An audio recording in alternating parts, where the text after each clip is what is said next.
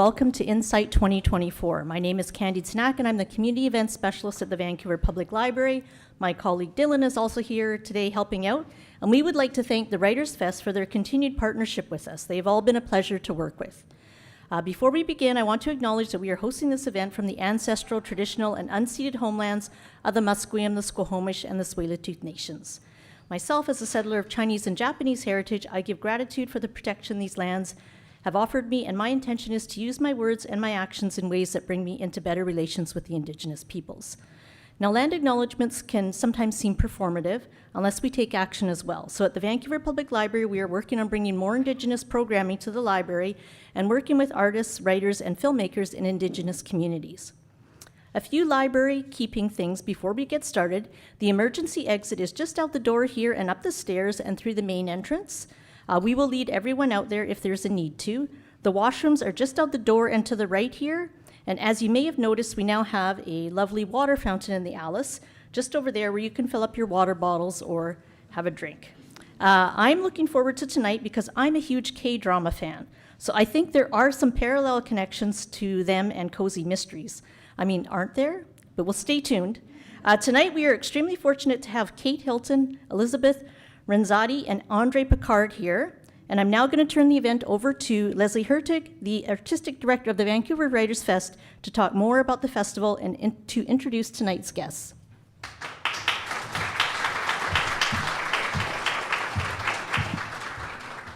Thank you so much, Candy, and good evening to all of you. Welcome to Incite. It's a pleasure to have you all here this evening, and hello to all of you watching from home or wherever you may be. I am very much looking forward to this conversation because our guests are some of my favorite journalists and writers here in Canada.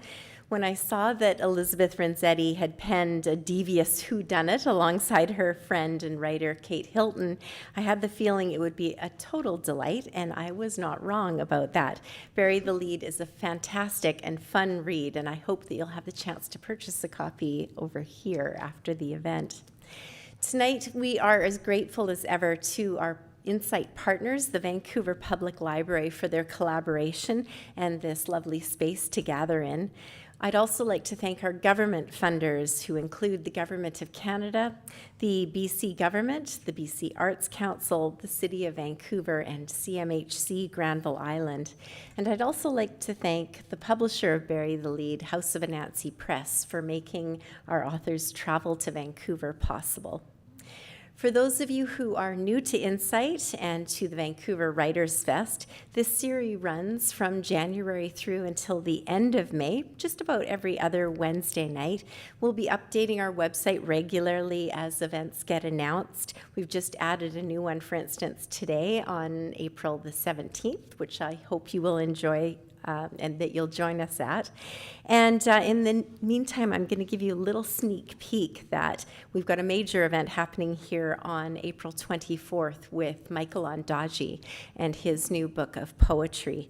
So stay tuned for that link to sign up for that event on April 24th. In just a few moments, I'll be welcoming our host here tonight, award-winning journalist Andre Picard. He's going to chat with Liz and Kate for about an hour before turning it over to you here, our audience here, as well as our audience at home, for questions that you may have. And then following the conversation tonight, Kate and Liz will be happy to sign copies of Bury the Lead just over here. And our official bookseller tonight is Book Warehouse Blackmon Books. So thank you for being here. Now, to introduce our host and our guests this evening. Andre Picard is the multiple award-winning health reporter and columnist for the Globe and Mail, where he's been a staff writer since 1987. He's also the author of 6 best-selling books, including his latest, Neglected No More, The Urgent Need to Improve the Lives of Canada's Elders in the Wake of the Pandemic. When he moved to Vancouver during the pandemic, and when I first met him, I discovered that he is also a voracious consumer of crime fiction and a keen interviewer. And so I've been keeping him busy at the festival and now here tonight, and I feel so lucky that we get to work with him. Kate Hilton is the best-selling author of 4 novels, including Just Like Family and Better Luck Next Time. When not writing, she works with psychotherapy and life coaching clients in the area of transformative change. She and her friend Liz are already at work on the second in this Quill and Packet series, which I bet they'll tell us more about that tonight. Elizabeth Renzetti is an award-winning journalist and best-selling author of Shrewd, a wryly and closely observed look at the lives of women and girls, and the novel, based on a true story. She's worked for the Globe and Mail as a reporter, editor, and columnist, and her forthcoming book, What She Said, Conversations About Equality, is coming from McClellan and Stewart this fall. Please welcome Andre, Kate, and Elizabeth.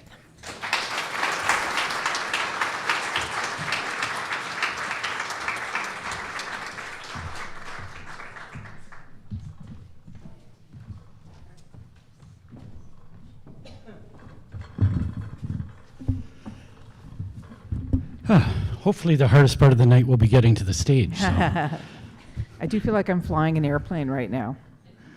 In this. Hello, Vancouver. Hello. Yes, thank you so much. And you're ready for St. Paddy's Day. It's great. Yeah, I know. Look at me. I'm a little leprechaun here. So before we start our chat, I thought I'd continue in Leslie's vein with a little bit of flattery. So I want to read a little bit of some of the little reviews you've gotten for the book, and advanced praise and reviews. Just some excerpts. An engaging, sly mystery that is perfect for fans of Richard Osman and Louise Penny. So good comparisons. A classic, but also topical, whodunit staged with humor and wit, and that's Linwood Barclay. I found the book very similar to his style. Well, fellow journalist as well. Exactly. Yeah. The perfect cozy mystery novel, fun, dark, and impossible to put down. And I agree with that one. I read it all in one sitting, so that's a good sign for me as a book. To hear that. Pitch perfect dialogue, beautiful flow, and the most relatable heroine. And we're going to talk about her a bit tonight. Yeah. And finally, there's many more, but I'll read one more. A word-perfect romp through the world of small-town theater, both hilarious and poignant, insightful and full of twists. So a lot of good My advanced husband wrote praise. that one. Good. Thank you. So I thought I'd start by just asking you, because I know not everyone in the audience has read the book yet. Hopefully they'll be buying it on their way out. But just tell us a little bit about the book. Do you want to start, Kate? Sure. So the premise, this is a book with an amateur detective, Kat Conway, and she has been expelled from a big Toronto journalism job that she loved a lot. We'll talk about why. But anyway, she has found herself in a small cottage town that she spent a lot of time with in as a kid. Her grandparents had lived there. And she's working for a very small town newspaper called the Quill and Packet. And she grows to love the Quill and Packet, but it is one of these small outfits that is under constant threat from every possible side, most of all financially, but politically and in all other ways. And she is in the process of kind of just getting settled in this town, and it has a summer stocks theater, and they're mounting a production that has some quite famous actors coming into town in the hope that it will ensure the future of the theater. And one of them is a gentleman named Elliot Fraser, who is a legendary star of stage and screen. And she soon finds herself investigating his murder. Murder. And Liz, do you want to tell us a bit about Kat, the journalist? Yeah, so she's I'll tell you a little bit about her, and then as we talk about the process of the book, I'll tell you how she came to be, because it was a little bit unusual. But she's 45. She's in the middle of, she's not in a good place, really, I would say. When the book starts, she's lost her job in a kind of really a way that went viral, and she is in the middle of a messy divorce, and her son does not like her very much, and she doesn't have very much money, and her mother is disappointed in her. So just, typical midlife for most of us. And she's at a point where her life could kind of go one way or another. It could either go, or she can kind of redeem herself. And she's not sure if she wants to be in this town that she knew when she was a child, but is now kind of a rapidly gentrifying Ontario cottage town. And she is not sure about the community and whether she wants to set down roots there. So it's very rich to write a character like that. Because you don't want a character who's like, everything is just fine, Bobsy twin, because there's nothing there to grasp onto. A character has to have an arc from the beginning to the end of a book. And she really does, I think, have an arc. And a character has to have some flaws. She has a few of those. Oh my God, she has many flaws, which I love. And it's interesting, it's been so interesting to me on this tour that so many people, including a lot of men, have said that what they like about her is that she's full of rage, and she's full of kind of righteous rage, which I think a lot of journalists feel that, the kind of righteous indignation, but she's also just like angry at where she is in the world, and she's unsure how she got there, and she knows this about herself, and she has kind of a chip on her shoulder. But I think the redeeming thing about her is she's quite funny, is the most important thing about her, and that's why she was fun to write.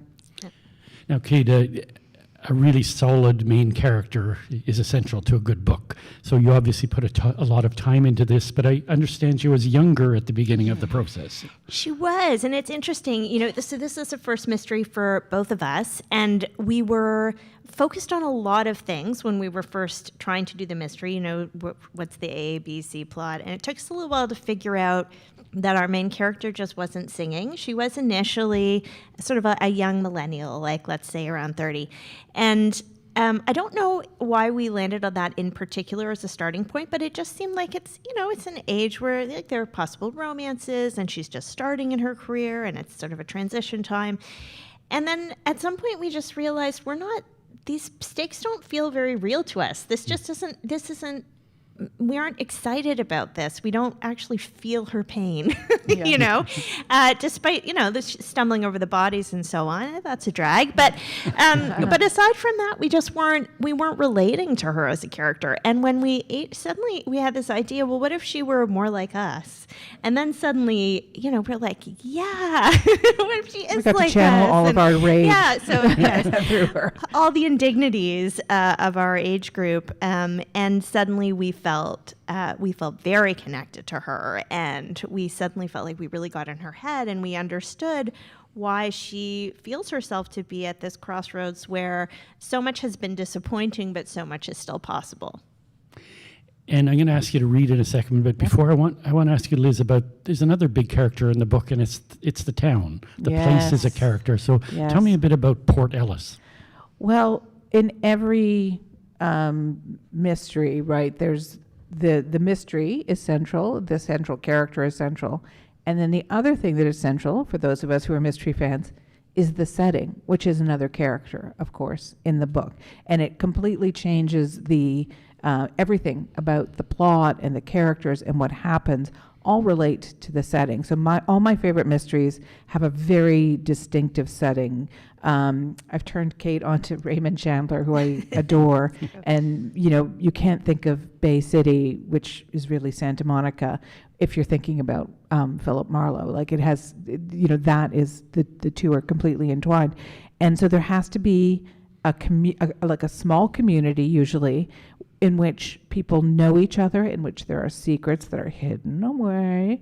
And if you think of like Richard Osman's retirement community from the Thursday Murder Club, that's a perfect example of an insular community in which you have hierarchies, you have tensions, you got some feuds, you maybe got a little romance going on.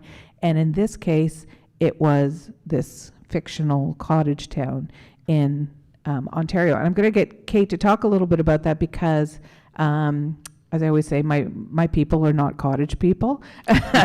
We're not camping people, and we're not cottage people. We think if you have a house, you should just stay in there in your nice bed. But Kate's family has had a summer place for a long time in an Ontario cottage town. So she can talk a little bit about what that is like. So yeah, I'm an Ontario WASP. So my people we do leave the city on the weekends in the summer, and we go and invade other towns and. Well, pretend first you that sit we're in from traffic there. for 4 hours. Yeah, Yes. first we do that, You know. but we say that it's only 2 hours, but it is 4 hours, but we don't talk about that. Yeah. And then we buy some butter tarts and we sit around by the dock, and we probably drink too much, and then we go back in the worst traffic again, and we all say it was a good weekend. I don't know why, but that's what No, we, but in what the my middle you people also do. get drunk, right? Yeah. Yeah. I do. My Yeah. parents never do. But anyway, so I grew up with a place in the Muskoka Lakes, which is somewhere between 2 and 5 hours north of Toronto, depending on how much traffic there is, and that landscape is very much part of my DNA. I know my mother grew up going there. My grandmother grew up going there. It's just, it sort of is, it really is part of how I think about my childhood summers.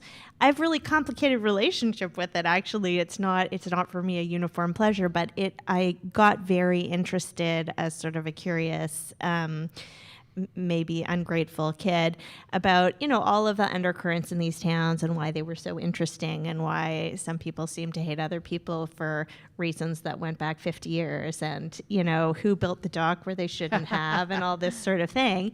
And so they people hold grudges in these places like crazy.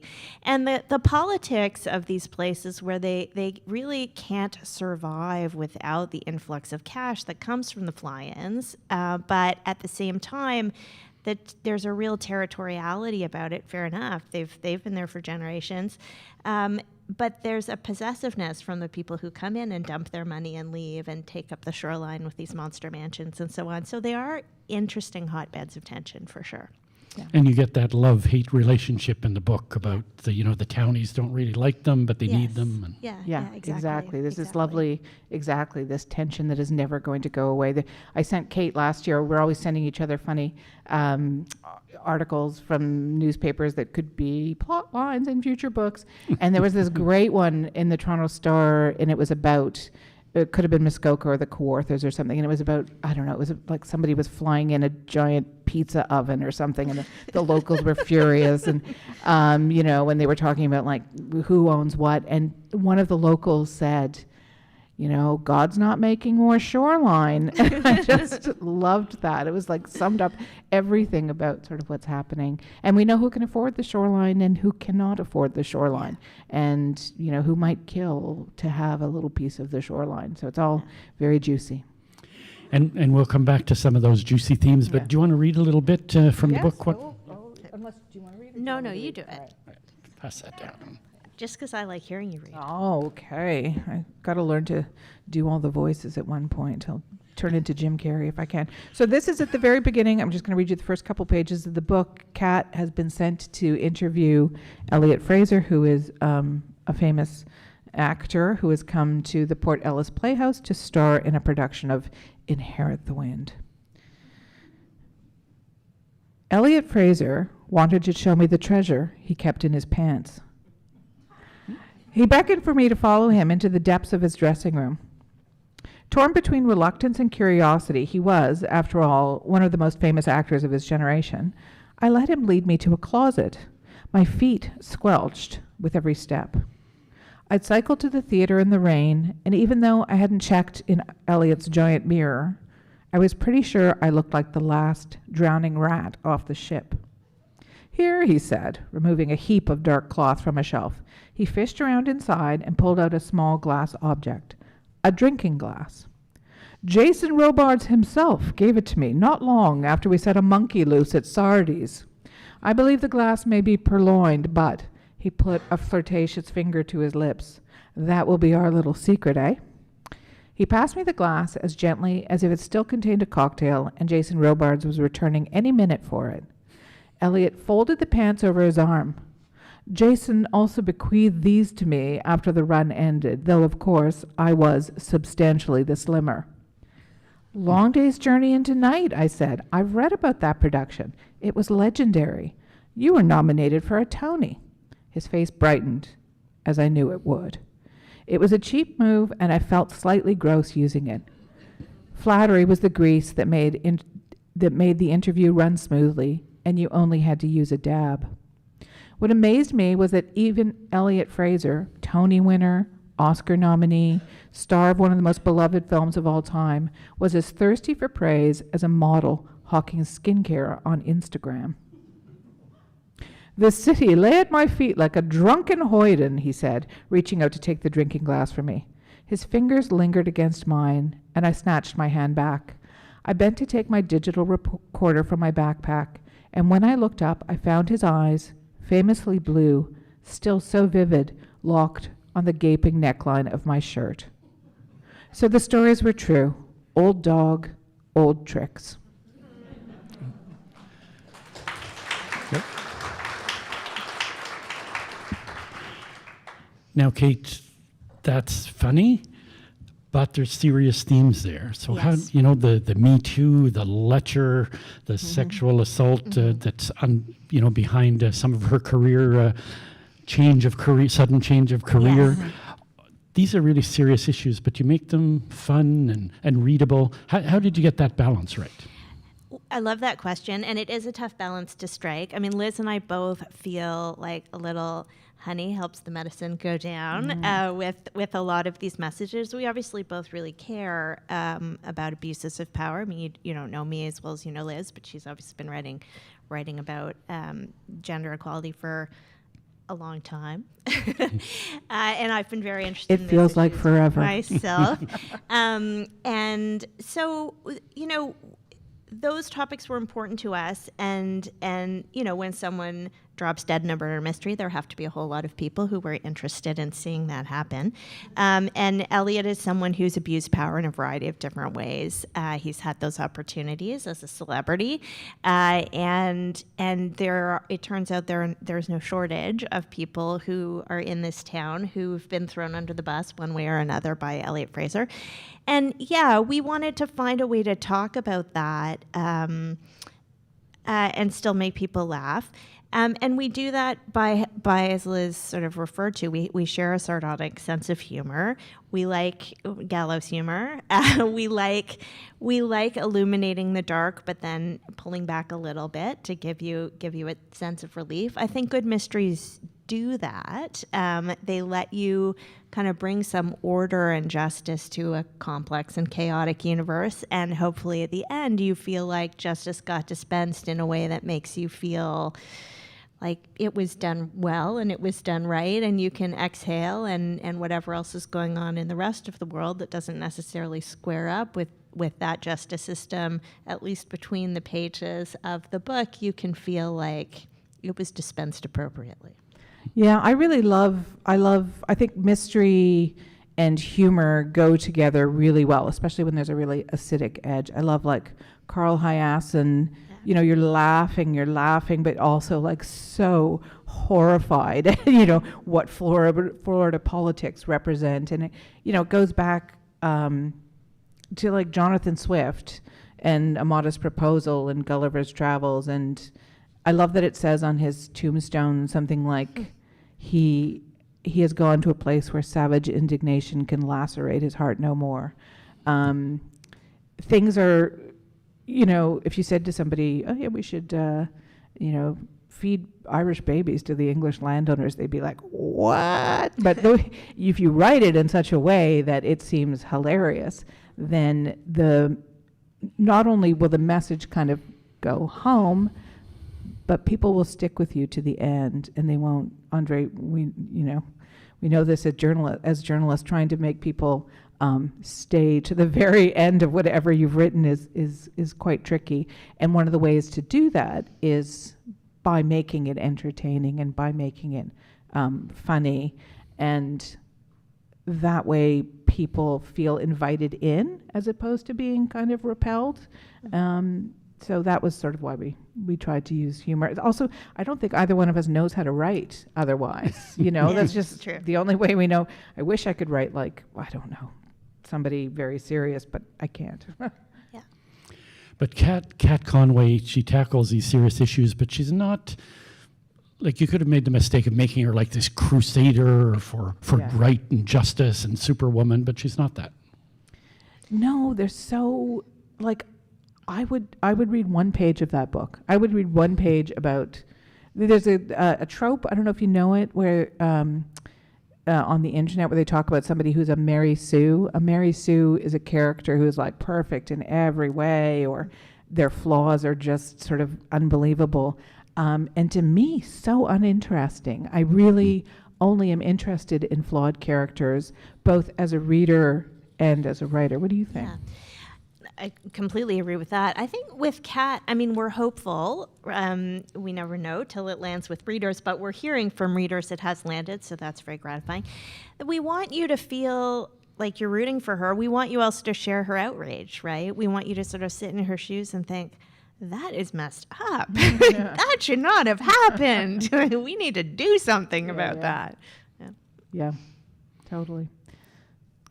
So I want to come back to these themes, but let's talk about technique a little bit, because I know there are budding writers in the audience and We have veteran no writers. technique. But I want to talk first about, it's not a given to be able to write as a pair, No. right? Oh, no, it's not. It tends to be a solitary pursuit. So how did you juggle that?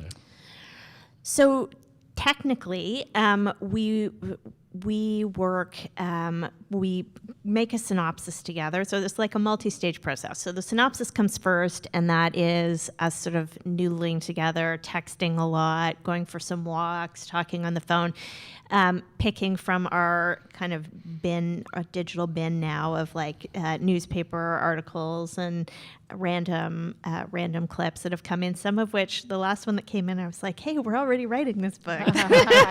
And deciding what issues do we feel passionate about, where do we think there's something hooky there that we're interested in spending, because it takes a long time to write these books. What's going to sustain us over several months and several hundred pages that we're really interested in saying something about. So that's the first part. And then then we start to play with the characters, and that's all in the synopsis, which is, how can we have some fun? Now we have kind of a little village of characters in the Quill and Packet, which are sort of the family that are going to follow her through the series. And so, how do we make sure those characters are evolving? But what sort of new Lego set are we adding to Port Ellis that has its own closed door, right? In this case, our next book will be set at a wellness conference. So there's a whole new set of fly-in characters, I know, right? At the wellness conference that we're playing with now. So once we have our synopsis and we know who the characters are going to be, we know what the themes are going to be, then we do an extremely detailed chapter outline. So I think our current chapter outline that we're working from is like 20 single-spaced pages. And then the writing itself of the first draft is a tennis game, right? Like Liz does chapter 1 and hits it over the net, and then I get the excitement of receiving a new Elizabeth Renzetti chapter, and I get to open it up and have that pleasure of reading what happens next. And then I spend some time sitting with what she's written, and I look at the outline, and then I hit a chapter back. So when we go that way, back So and is it forth. alternating chapters? Yeah. So Yeah, and I've said this before, and I'll say it again. I sometimes did not know when we were writing the second draft if I had written a chapter or if Kate had written it. I'd be like, did I write this chapter or did you write it? And then somebody at the audience last night in Victoria was very interested in the process, how we did it. So I'll just talk a little bit about that, because we don't really talk about it that much. No, we don't. And so we write, I will write a chapter in Word. Kate tends to write right into the Google Doc, and then I put mine into the Google Doc. And sometimes when we're working on the Google Doc together, it's like a crazy seance, like Ouija board. Like I see her cursor moving. It's like, whoa, look at her holding the phantom Liz pen. is in the document. Yeah. And we'll be on the phone with each other, and I'll be like, okay, did you just erase that word? And it's quite magical, because writing is so freaking solitary and thankless a lot of the time. You have no idea if it's landing, you have no idea. It's like throwing a quarter into a quilt. It's just like it lands there and you have no idea, is this resonating with anybody besides me? So when you have somebody there who's immediate, you have an immediate audience, and you can tell, and I can tell, and I think she can tell with me too, if like something is, really working, we both get very excited. So I frankly think everybody should write novels together, because it's twice the fun, half the work, kind of. Yep. Yeah. Yep. I mean, there are some books I think you wouldn't do together. There are some books, there's some, we both work on other projects at the same time. So it does go a lot more quickly when you're collaborating with someone. It does leave you time to work on your own projects. But it's by far the most fun I've ever had writing anything. And it's very joyful. It's very joyful. And you get to, when you're writing something on your own, you do a draft, you send it to your editor, and then you wait. And then notes eventually come back, and you read them, and you lie on the floor for a while. Yeah. And then you work on it for a while, and you send it back, and then you wait. It's like a lot of dead time, as you know, when you write a book.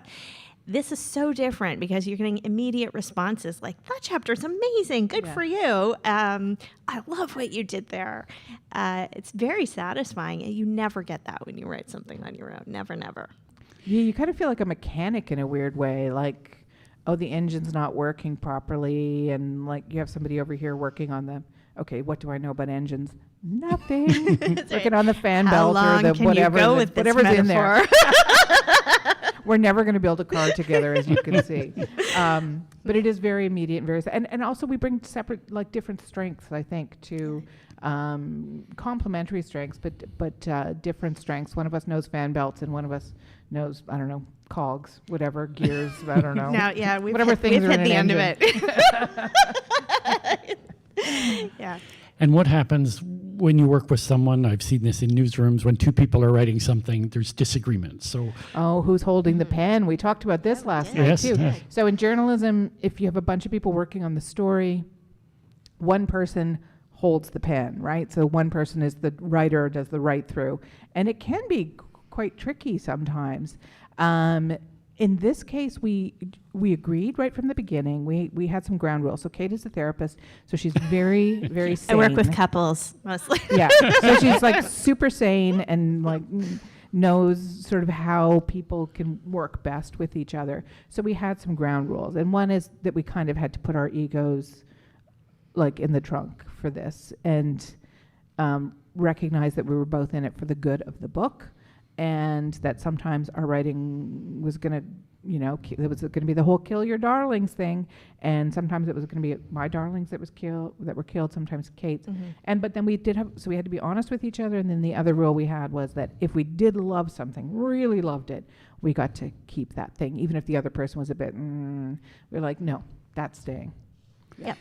And maybe I should ask the therapist this question, but murder mysteries seem to lend themselves to mostly actually couples writing books, right? So there's one of my favorite authors is Lars Kepler, which is a married Swedish couple. Yeah. Why? And there's Louise Penny and Hillary Clinton. Yeah. Why are there more pairs with mystery writing and not with, I don't know, poetry or whatever? Yeah, so that's interesting. I mean, there are a bunch of pairs writing rom-coms too, which is another interesting development. But I think that mystery, there are so many components in a mystery. It's actually nice to have a partner because there are so many things to keep your eye on. When you read a mystery that doesn't quite work and you think like, they dropped the ball a little bit on that character. It just didn't get developed, or that plot line just seemed to peter out, or whatever. There's so many pieces in a mystery, and they all have to tie together, and it's nice to have more sets of eyes on it, I think. But in terms of why would a married couple work together, or what's at the core of Because they don't want to be married for much longer. Yeah, exactly. Well, there are couples who've written together, not necessarily romantic couples, but couples who've written together where it didn't work out. And we know some of those, but they don't talk about it, obviously. But I think that for us going into it, it was so important to have ground rules about the relationship, like not just about how we were going to write it, but to like we knew each other well. We were friends. We've become much closer friends through the writing process. But to be very honest and very generous and very kind with each other, and to be kind of celebratory about the wins, and to sort of not sort of lie on the floor and moan about the days that didn't work. Like, I think we, like, I'll give you an example where I think Liz will be like, no, you're amazing. But like, I've been sick for a lot of 2024. Like, I got COVID and I got the flu, and I just had one of those like runs of like every virus that came through my house. And I have not been keeping up on the schedule. And, that'll happen sometimes when you work with someone, right? And some people would get super bent out of shape about that. Like, the schedule's the schedule. We have to be on the schedule. And we said to each other at the very beginning of this, look, we've both got all these kids, and we've got spouses, and we've got parents, and we've got other jobs. And like, sometimes it's just not going to go like clockwork. And the other person has to be okay with that, or we cannot go forward. And we both said, that's fine. That's fine. And you've really held up your end on that. I super appreciate it. But we both understood from the beginning we were going to give each other a lot of grace. I think with a married couple, depending on the married couple, because I treat married couples, and some of them that would work for and some it wouldn't. But you have to be able to give each other that latitude, that it's you've got your outline and you've got your plan, but life happens. It's two people, not one person, right? It's two people and all of their stuff that's going to land, and you have to be able to cope with that as a unit. It just occurred to me that I actually have written with my spouse. Like, I just not until you said that did I think, oh my God, I have written with Doug. So we've written a few things. This is my husband, Doug Saunders, who also writes for the Globe and Mail. And we have done a couple big projects together. And I'm going to tell you, it's more fun to write with you, because Doug is kind of bossy. He actually, Doug bossy? He is a bit bossy. He's a bit... he wants to hold the pen, and which is great, because then I can sort of take a load off. But yeah, you're more fun. You're more fun to write with. He's going to find out about this. He is. I'm totally going to tell him. Yeah, that's okay. Yeah. I'm going to text him right now. And Liz, you've worked as an editor. I always like to get a word in about the invisible byline, right? We've always forgot that. Talk to us a bit about the importance of the editor in this process. You have each other, but then you have someone else. Yeah. I am so glad that you asked that. Nobody else has asked about our wonderful editor, Siobhan, who's terrific. And I will just say that in the audience somewhere is, okay, I'm going to embarrass him, but there's a wonderful Globe. Victor was a wonderful, Dwyer is a wonderful and famous editor who was at the Globe and Mail for many years, edited my stuff, edited your stuff, edited everybody's stuff. I cannot overpraise the importance of a good editor. Like, really, they're almost like, not really like but yeah, kind of like a doctor, like how you have to trust your doctor when you go in and you're like, my leg is broken and I don't know what to do. And the editor's like, I know what to do. I can fix this for you. And then they put it back together quietly and kind of get no praise or glory for it, really. And our editor, Siobhan Hearn, at Anansi, was so good. One of the main wonderful things about her is that because she, like jigsaw puzzles, she had strengths where Kate and I did not. So Kate and I, one of our main failings is that we're terrible with continuity. We're terrible with like, what day is it in the book? Is it Wednesday? I don't know. And Siobhan would sort of say, yeah, this person was like over here an hour ago, and now they're 2 towns away. Oh my and God. she just, a good editor will also know where the reader's interest is flagging, and they will tell you to pick up the pace here, or add some air in another place, add some details. Yeah, it's true. I always laugh when I think about our last set of copy edits, because, we got really into the details of our little newspaper, and we decided it would be publishing on Wednesdays and on Saturdays. And on Wednesdays, it would be a certain kind of news, and on Saturdays, it would be another kind of news. And then for the entire edit, they were like, they don't have time to get this in the Wednesday edition. We're like, oh my God, what have we done? What day is this? Because if you think this article is going in on Saturday, that's not going to happen. We just ended up saying we publish it twice a week. Yeah. Yeah. And Kate, do you want to talk a little bit about the difference between your novels and your mystery novel? Because, often mysteries get dissed as well. That's not serious literature. How's it different? So I love mysteries. Like, I've always loved them, and I take them really seriously as a reader. And I always it has always a little bit annoyed me that people dismiss mysteries. I know you're a mystery fan too, so you probably feel this way. That there are some people working in the mystery genre that are as good as any other writers out there. Like Tana French is someone who I just finished reading, and I'm like, I defy you to show me any writer who's writing better work than Tana French in any genre. But it is different. I mean, it's the trick with. So we think of ourselves as cozy adjacent, not thoroughly cozy. It's the cozy. So cozy's a big tent, right? And cozy has sort of a branch of it where, like, the cats are solving the mysteries, and the baker's finding bodies in the flour every week, and you don't know, like, if something's wrong, maybe they should shut the bakery down. This is happening every week. And we wanted to do something that just had some bigger themes, right? So in that sense, it's not so different. Because in my other novels, I was interested in themes of equality, and I wrote 3 books. If you haven't read me, the last 2 almost no one read, so I right? But I wrote 3 books that are sort of a marriage trilogy, and were really about kind of women in Generation X sort of trying to swallow whole this idea of having it all and the impact that has on their relationships. And I more or less wrote 3 books about that. And my last book was a divorce comedy, which I thought was really funny. And if you think It was really funny. Well, that has to follow after 3 marriage books. Yes, precisely.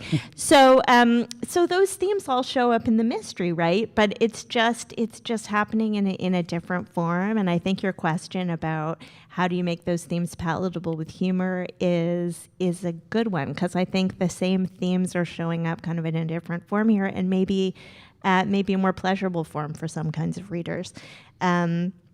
The other thing I'm writing is a dual timeline historical mystery. So I think I'm on mysteries for a while now. I just find them so pleasurable myself. I think that you want to write things you want to read, and at this point in my life, I'm just mysteries all the way. There's something they're just deeply satisfying me right now. And Liz, a lot of journalists write mystery novels, and they tend to write them about journalists. So we're so self-obsessed. It really is. If you get a bunch of journalists together, all they want to talk about is work, and you know what that's like. No. But is there a reason? Are journalists good sleuths, or aside from being self-obsessed about it? Yeah, I think there actually is something to the idea of a journalist being a good amateur detective, because you are. There are many downsides to being a journalist. Job insecurity, don't get paid very much, but there are also a lot of upsides. And one is that you are allowed to be a witness at places where almost nobody gets to go. So, like, I have been backstage at the opera or backstage at Ascot Racecourse. I went to a royal wedding, like things that normally most people do not get to do. You get to go to courtrooms, and you get to talk to coroners, and depending on what kind of journalist you are. So you kind of I like to say you have a skeleton key to the world, really. You get to go all kinds of places, and you're supposed to be nosy for a living, right? When you're a kid and your grandma tells you, stop being so nosy, don't ask so many questions. But you're supposed to be. You're paid to be nosy, right? So you're kind of like a detective is as well. And I also think, my sense, I've been around journalists my whole life. Most of my friends are journalists. My husband is a journalist. Almost everybody I know is driven by this kind of very intense sense of purpose, of wanting to do it because you feel like you are somehow adding something valuable to the world.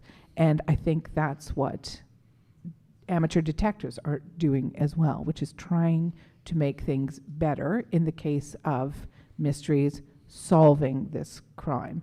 And so they really, in a lot of ways, journalists are and also they're just smart asses.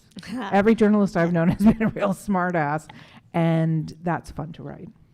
But they're also way more interesting in murder mysteries than in real life. Oh my God, we were just talking about this. Like, do you want to? It's so funny, if you just, if like we were talking about Law and Order, Criminal Intent Toronto. If anybody has seen it, where they killed off Robin Doolittle's character in this sort of Rob Ford mystery, and we were talking about how if they ever just filmed us, it would be so boring. Just you're on the phone all the time and you're typing and your editor is yelling at you or asking, when are you going to file? And that's not very exciting. So we definitely, she's like this is a character on steroids, journalist on steroids. And Kate, you mentioned you're cozy adjacent. Yes. And I read some of the reviews early on. You get compared to people, Louise Penny, Richard Osman, Linwood Barclay. Sort of fun, but it's not gruesome. It's not Nordic noir with mass murders. Yeah. Maybe your next one will be, I don't know. But and is that a deliberate choice to make it? It's almost like, I don't want to say genteel murder, but almost. Yeah, it is. I like genteel. I think that's a nice choice. Neither of us are blood and gore people. Neither of us are huge thriller people. I personally kind of can't tolerate torture and a lot of bloodshed, and so I don't want to write that. See my comment before that you want to write things you want to read. So, and I mean, kind of by profession and by nature, I'm really interested in the psychology piece of it. What makes people tick, and why are they doing what they're doing, and what's their backstory? And so I'm kind of really interested in the character-driven mysteries rather than sort of the action-driven mysteries necessarily. I mean, of course, you need action in a mystery, but you're not going to find out we don't have a lot of car chases or that kind of thing, right? Less of the sort of spy type jumping across buildings and so on, and more of kind of the painful soft places that people carry with them, that when they get touched they act in unexpected ways, and it's genteel in a way, but it's also so there's something very artificial about cozy mysteries, but there's also something quite real about, we all have those places where if we get touched there, we may do something that shocks even us. I think the first draft of the book did kind of suffer from, it was maybe a bit too Judy Blume in the sense that, Kat suffered, but emotionally, and we both realized, and then our editor was also like, she maybe also needs to suffer a little bit physically. Yeah, you're right. Yeah, we do. Point. Yeah. So we had to ramp up but I'm totally with Kate. I can't read books that have torture or gore in them, nor can I read anymore. Once I had children, I don't know if anybody else feels like this, I could not read books where anything bad happened to children. I could never read Ian McEwan's book The Child in Time ever again, or a bunch of other books, anything to do with peril with children. Gore I'm not interested in. So we're kind of aligned that way too. Yeah, we have similar tastes, or at least there's a Venn diagram of our tastes that align around sort of, Richard Osman, Linwood Barclay style mysteries. Yeah. But it's like a newsroom. When there's a child death, who do you send? You send the young reporter who doesn't have kids, right? Because the others can't. To do the can't pickup. handle. Yeah. And it's fascinating. I'm just reading something right now, and I cannot, of course, it's gone right out of my head. Oh my goodness. I'm reading Christine Blasey Ford's memoir, which just came out, and it's so good. It's shocking. It's really, really good. So you remember she's the woman who accused Brett Kavanaugh of assaulting her. And she talks about this young journalist who infiltrates her way into the house. And it was kind of mind-blowing to me, because I had written it, Kate and I had written it in fiction, that Kat talks her way into people's houses and maybe where she's not supposed to be. And then here was this nonfiction book presenting it not as kind of sly and admirable and, professionally kind of a good thing to do, but as devastating to her and a complete breach of trust. And it really, it really sort of threw me for a loop, because I think I do kind of romanticize journalism a lot. And so it's interesting to see the effect on real people of the person who sneaks into your house when they shouldn't. But the book touched on that. She has all these moral qualms and ethical issues. How do you balance your sources, the protection, especially if they're your friends? There's real stuff in the book. Yeah, I think so. Thank you for noticing that. Yeah, it is. It's so morally fraught. In Gillian Flynn's book, Sharp Objects, there's a journalist who's I'm not going to say heroine because she's not really a heroine, but she's the protagonist, and she's very, very, very damaged. And she is very ambivalent about being a journalist. And she talks her way into somebody's house, the house of this grieving woman. And she says that her editor says that journalists are like vampires. They can't come in unless you invite them in, but then once they're in, you're never going to get rid of them. And I was just like, oh, so true. Great. Now, I want to get the audience, give them a chance to ask some questions, but I want to ask you one more, Liz, that I forgot, because I asked Kate about the difference between writing her novels and the mystery. But you've written newspaper columns, you do essays, you've done a novel. How do you juggle these different styles? And is one harder than the other? Oh yeah, nonfiction's much harder, I think. Yeah, I have a book of nonfiction coming out in October. Fiction is just so much more fun. I can't tell you. It's like so much more fun. Because I would always find myself as a journalist interviewing somebody, and I've told this story before, but not to you, so I'm going to tell you.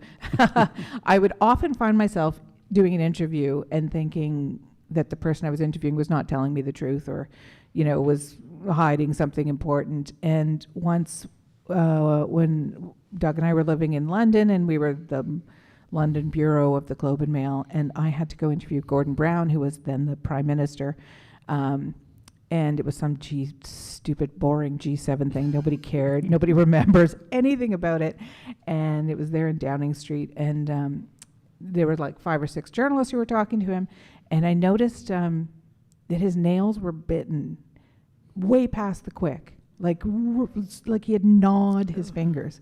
And it was so interesting to me because here was somebody who had desperately wanted that job for so long and fought Tony Blair for that job.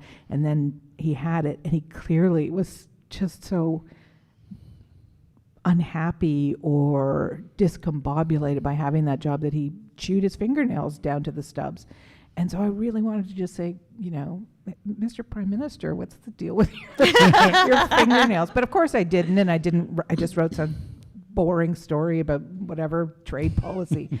But it haunted me forever after. I thought, I want to write the fictional story of a prime minister who gets the job that he wants and then hates it. That's an interesting story. And the nonfiction often has all these unanswered questions. I don't know.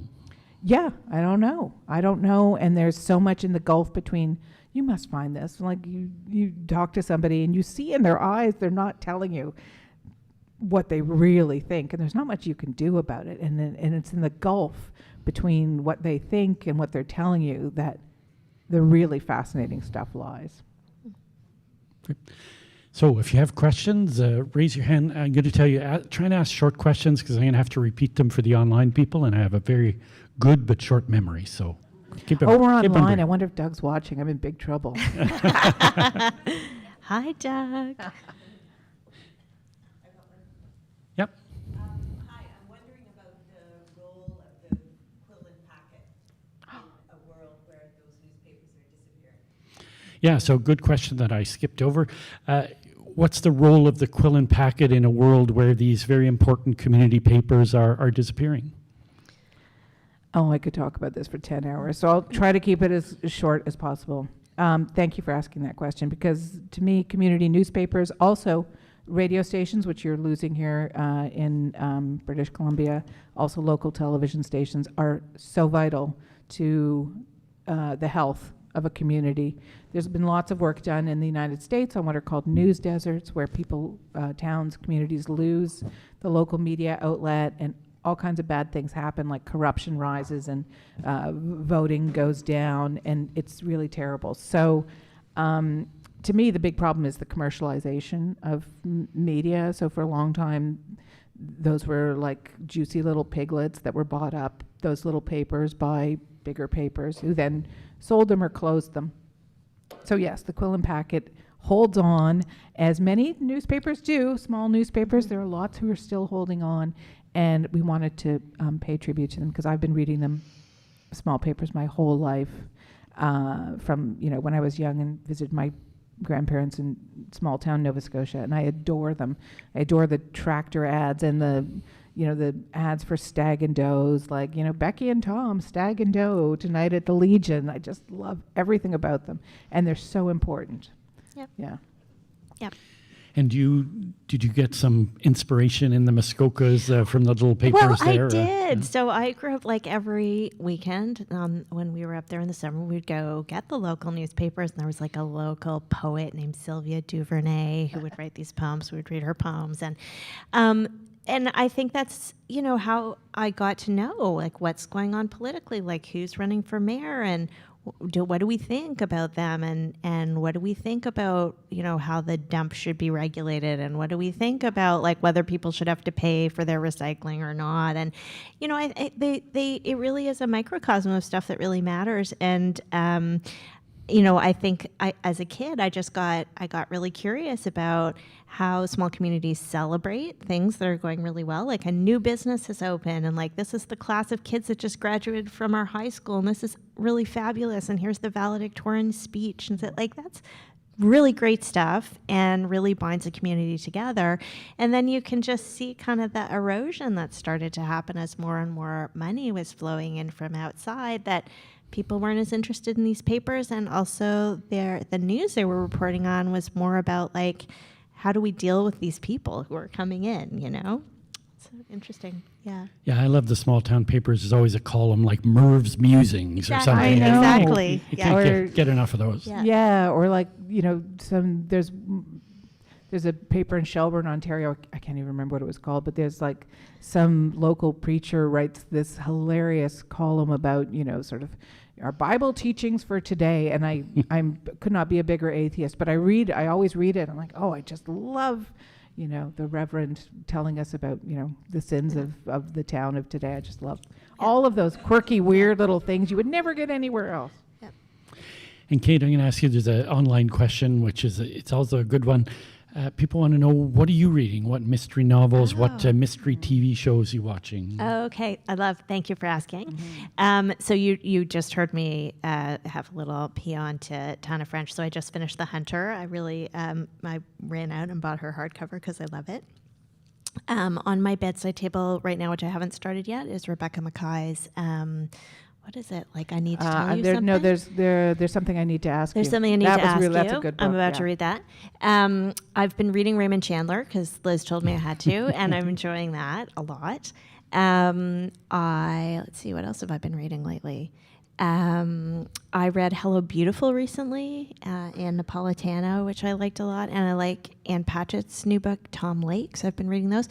Mystery-wise, I like series, I really do. So I will like jump into a series and just binge it from top to tail. So Ellie Griffiths is a writer I discovered not that long ago, and I just like ripped through it. And I really like Jane Casey, an Irish writer who I discovered recently, again at the beginning of a series, and like went to town on that. So, but I send us your recommendations because I'm always looking for new ones. Yeah.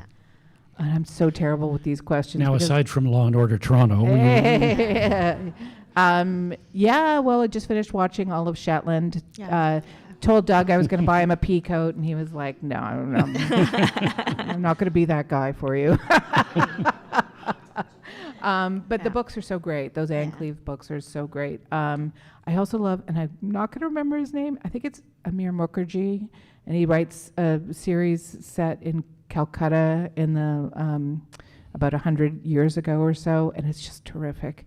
I love that. Widows of Malabar Hill was one I really loved recently, but I also read a lot of nonfiction for this, just because I do, and also for this book coming up. So the Christine Blasey Ford is just,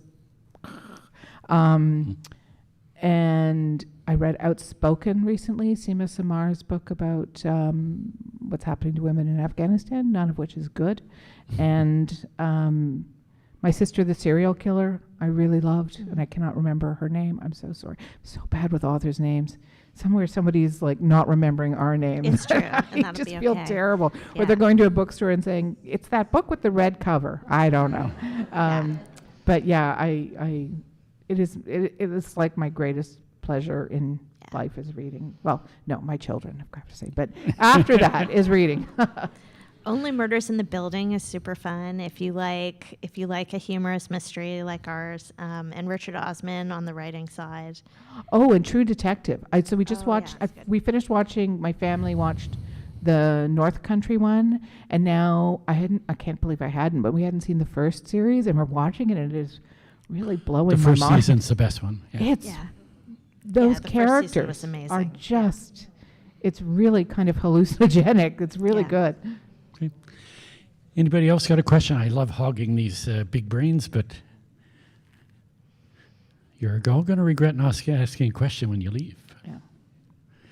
Well, I'm going to ask you, because you're talking about what you read, do you read newspapers differently now because everything's a potential plot? Oh. I read newspapers differently now that I don't work for one. I have to say, I like the paper because I like the serendipity of what goes where. And I do know about like the sausage factory. I know how the sausage factory works, but it's now that I'm not employed by the sausage factory, it's very interesting to me to get the paper and see stories that I would, because algorithms are ruining our lives, if you ask me, because stuff is just fed to you that the algorithm thinks that you will like, and what you need to see is the stuff that you don't know that you're going to like until you find it. And that's what's great about a paper, is you flip the page and you're like, oh, that's an interesting, I think I'll read that, because like a human has chosen it for you. So yeah, and yes, we do also read with an eye to like possible plot lines, and we have a Google Doc of things, links that we could use in the future. That's true. And I don't read papers in paper anymore. At some point in the pandemic, I stopped, and that has really changed the way I read papers, for sure. I still read a bunch of papers, but it's much more scattershot. I agree. You definitely miss out on things. I try to make up for it by subscribing to things like The Atlantic and The New Yorker, so I'm reading more like long form. But yeah, I also like, as far as story ideas go, just be careful not to sit down next to us. Like I was on the ferry today, I was eavesdropping so hardcore on those girls behind us. Did you make some notes? Oh, no, I missed it. didn't, but I eavesdrop like crazy. I'm just like inveterate. Yeah. Yeah, I also eavesdrop. Always carry a notebook if you're going to be a writer. You have to have a notebook.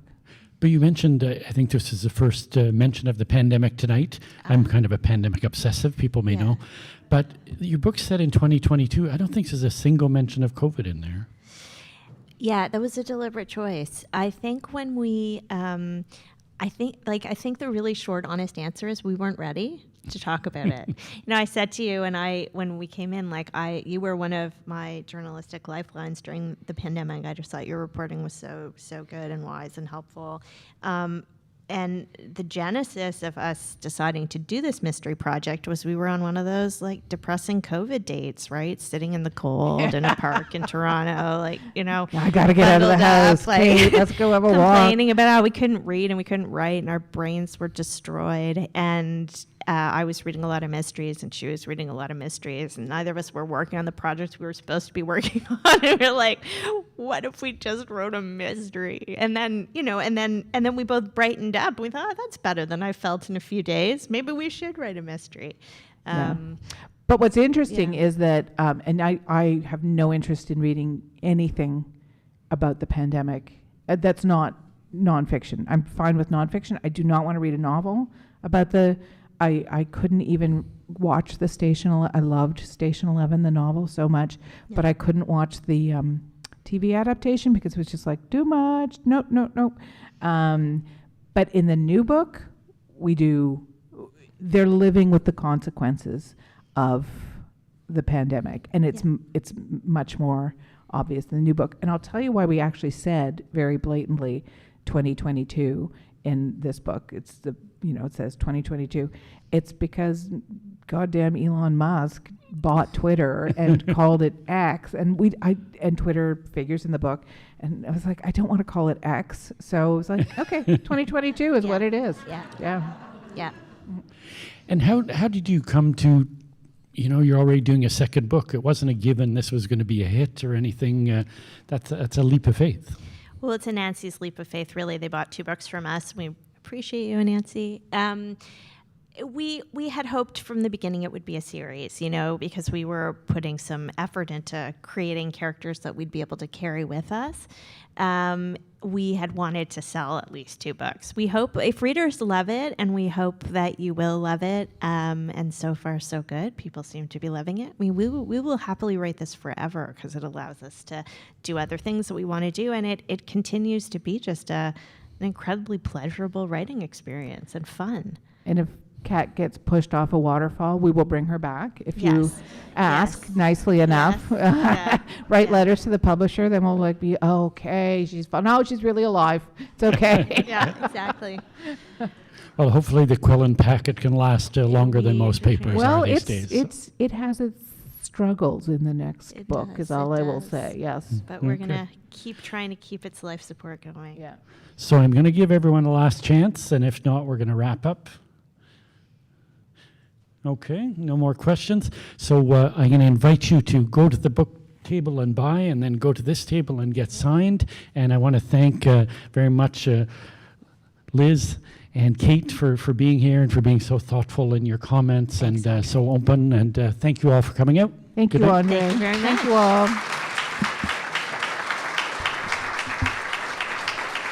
Thanks.